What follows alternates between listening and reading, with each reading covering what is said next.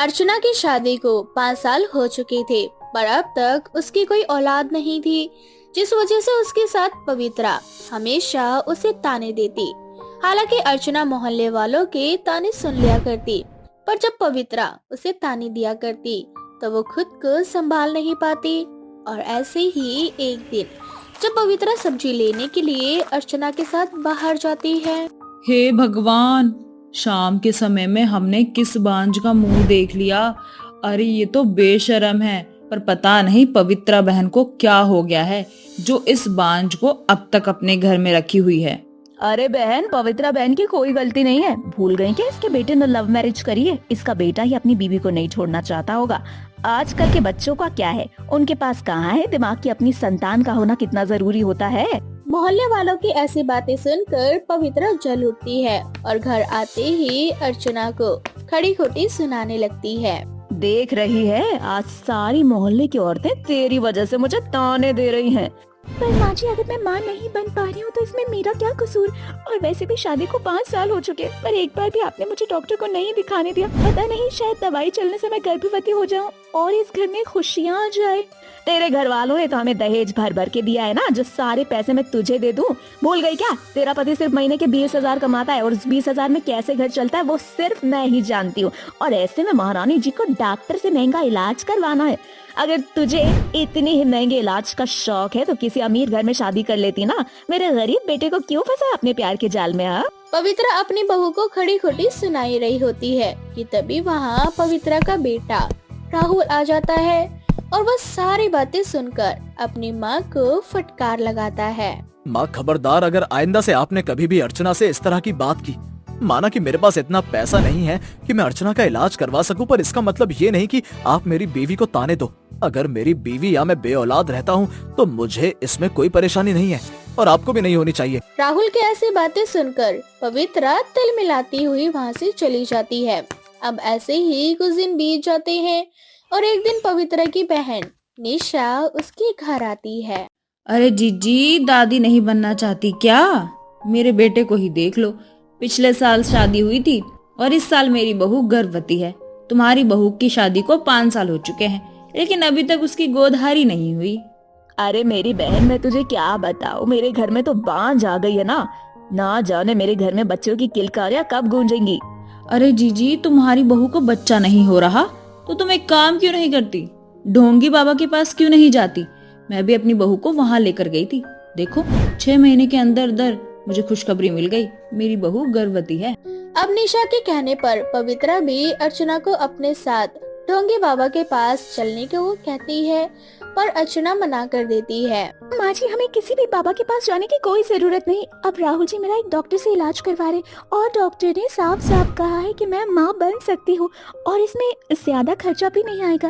बस कुछ दवाइयाँ मुझे समय अनुसार खानी पड़ेंगी। अरे बहू, तुझे और राहुल को जो इलाज करवाना है करवा, पर मेरे साथ एक बार उस बाबा के पास चल। उस बाबा की बड़ी मान्यता है। इस तरह से पवित्रा अर्चना को ढोंगी बाबा के पास ले जाती है, जहाँ ढोंगी बाबा उसे एक चूरन खाने को देते हैं और 1 महीने के अंदर अंदर अर्चना को पता चलता है कि वो गर्भवती है। अब जैसे ही पवित्रा को पता चलता है कि उसकी बहू गर्भवती है, उसकी खुशियों को ठिकाना नहीं रहता और वो अर्चना को सराखों पर बैठा कर रखती है। अरे बहू, तुझे घर में काम करने की जरूरत नहीं है। अब तू गर्भवती है, अब तू अकेली नहीं है। ऐसे में तुझे खुद से ज्यादा अपने बच्चे का ख्याल रखना है, समझी?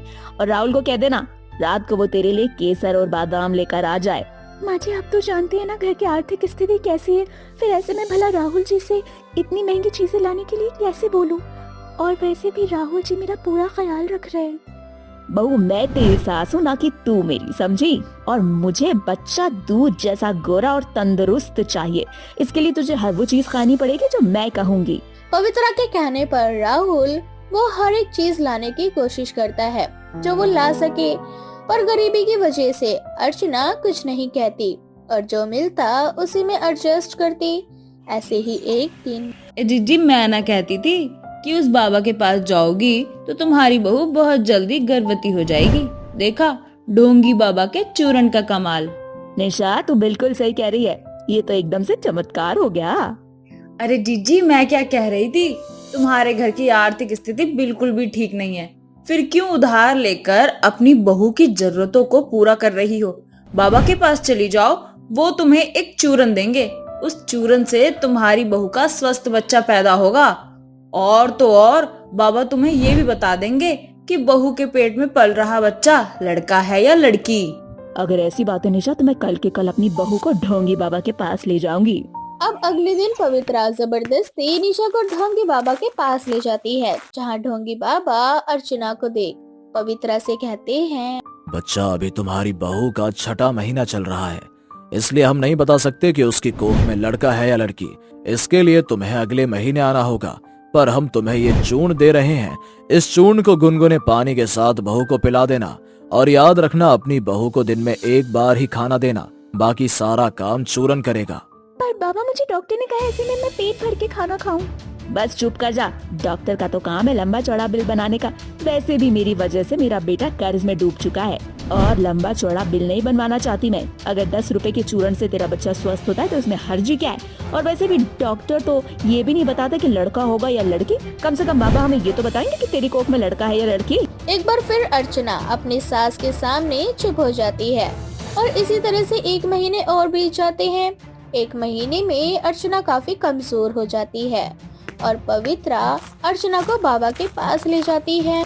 बच्चा तुम्हारे बहू की कोख में लड़की पल रही है, तभी तो इस चूरन को खाने के बाद भी तुम्हारी बहू कमजोर हो गई। अगर तुम्हें अपने घर के लिए वारिस चाहिए तो तुम्हें अपनी बहू को ये चूरन देना होगा। इससे तुम्हारी बहू का बच्चा कोख में खत्म हो जाएगा और 1 महीने बाद तुम्हारी बहू फिर से गर्भवती हो जाएगी। बाबा आपको जो करना कीजिए, बस मुझे लड़का चाहिए जो मेरे वंश को चला सके। माँ जी ये आप क्या कह रही? लड़का और लड़की में भेदभाव?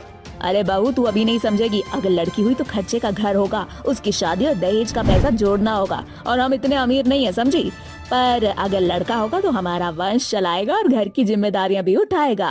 नहीं माँ जी, लड़का हो या लड़की मैं अपना बच्चा नहीं गिराऊंगी। इतना बोलकर अर्चना वहाँ से भाग जाती है। पवित्रा गुस्से में घर आती है और वो अपने सामने राहुल को देखती है। राहुल अपनी माँ को इस हरकत के लिए खूब सुनाता है। तो वहीं दूसरी ओर सही से खाना ना मिलने की वजह से बेचारी अर्चना की तबीयत अचानक से खराब हो जाती है और उसे हॉस्पिटल में एडमिट करना पड़ता है। डॉक्टर के लाख कोशिश करने पर भी डॉक्टर अर्चना के बच्चे को नहीं बचा पाते और अर्चना एक मरे हुए बच्चे को जन्म देती है। माँ, ये सब कुछ आपके लालच की वजह से हुआ है। अब तो आपको समझ में आ गया ना कि वो बाबा अपने नाम की तरह ढोंगी है। उसने आपसे कहा कि अर्चना की कोख में लड़की है, पर उसकी कोख में लड़का था। आपने अपनी गलतियों की वजह से इस घर के वारिस को खो दिया। राहुल की बातें सुनकर और अपने मरे हुए पोते की लाश देखकर पवित्रा को अपनी भूल का एहसास होता है, जिसके बाद वो किसी भी अंधविश्वासी पर विश्वास नहीं करती और भगवान की कृपा से कुछ महीनों बाद अर्चना एक बार फिर से माँ बनती है।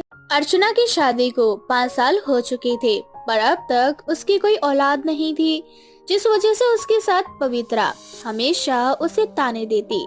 हालांकि अर्चना मोहल्ले वालों के ताने सुन लिया करती, पर जब पवित्रा उसे ताने दिया करती तो वो खुद को संभाल नहीं पाती। और ऐसे ही एक दिन जब पवित्रा सब्जी लेने के लिए अर्चना के साथ बाहर जाती है। हे भगवान, शाम के समय में हमने किस बांझ का मुंह देख लिया। अरे ये तो बेशर्म है, पर पता नहीं पवित्रा बहन को क्या हो गया है जो इस बांझ को अब तक अपने घर में रखी हुई है। अरे बहन, पवित्रा बहन की कोई गलती नहीं है। भूल गई क्या इसके बेटे ने लव मैरिज करी है? इसका बेटा ही अपनी बीवी को नहीं छोड़ना चाहता होगा। आजकल के बच्चों का क्या है, उनके पास कहाँ है दिमाग की अपनी संतान का होना कितना जरूरी होता है। मोहल्ले वालों की ऐसी बातें सुनकर पवित्रा जल उठती है और घर आते ही अर्चना को खड़ी खोटी सुनाने लगती है। देख रही है, आज सारी मोहल्ले की औरतें तेरी वजह से मुझे ताने दे रही हैं। पर माँ जी, अगर मैं माँ नहीं बन पा रही हूँ तो इसमें मेरा क्या कसूर? और वैसे भी शादी को 5 साल हो चुके, पर एक बार भी आपने मुझे डॉक्टर को नहीं दिखाने दिया। पता नहीं, शायद दवाई चलने से मैं गर्भवती हो जाऊँ और इस घर में खुशियाँ आ जाए। तेरे घर वालों ने तो हमें दहेज भर भर के दिया है ना, जो सारे पैसे मैं तुझे दे दूं। भूल गई क्या? तेरा पति सिर्फ महीने के 20,000 कमाता है और उस 20,000 में कैसे घर चलता है वो सिर्फ मैं ही जानती हूँ। और ऐसे में महारानी जी को डॉक्टर से महंगा इलाज करवाना है। अगर तुझे इतने ही महंगे इलाज का शौक है तो किसी अमीर घर में शादी कर लेती ना। मेरे गरीब बेटे को क्यों फंसा अपने प्यार के जाल में? हाँ, पवित्रा अपनी बहू को खड़ी खोटी सुनाई रही होती है कि तभी वहाँ पवित्रा का बेटा राहुल आ जाता है और वह सारी बातें सुनकर अपनी माँ को फटकार लगाता है। माँ खबरदार, अगर आइंदा से आपने कभी भी अर्चना से इस तरह की बात की, माना कि मेरे पास इतना पैसा नहीं है कि मैं अर्चना का इलाज करवा सकूं, पर इसका मतलब ये नहीं कि आप मेरी बीवी को ताने दो। अगर मेरी बीवी या मैं बेऔलाद रहता हूं तो मुझे इसमें कोई परेशानी नहीं है और आपको भी नहीं होनी चाहिए।